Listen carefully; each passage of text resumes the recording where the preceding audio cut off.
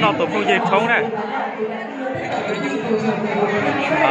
tụi cô dư lúc bé hồ phạt định quản con đẻ lúc bé tụi con đẻ lúc bé hồ tan thiên này nó lễ tổ chức cái lễ thanh hôn.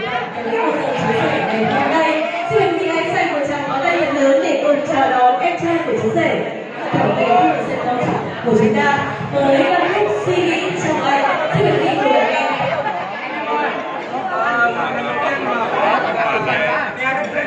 Quý vị thân mến, trước khi đến với ca khúc Suy nghĩ trong anh, thì gọi lại khu vực sân khấu.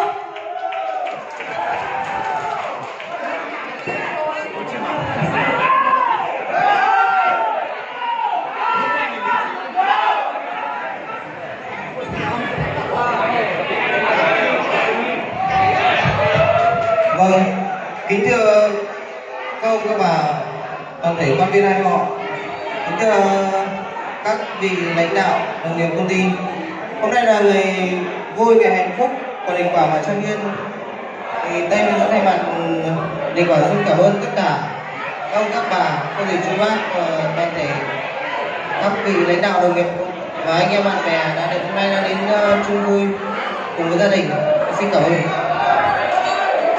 各位来宾、各位领导、各位同志们，大家中午好！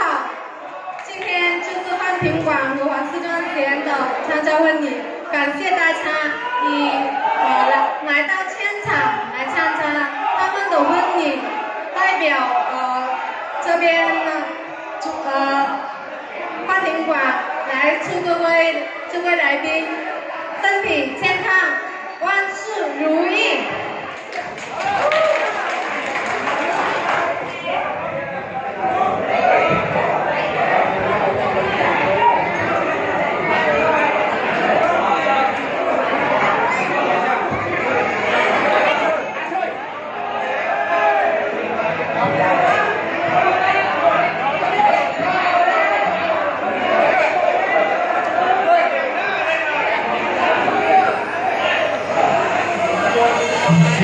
Thank you.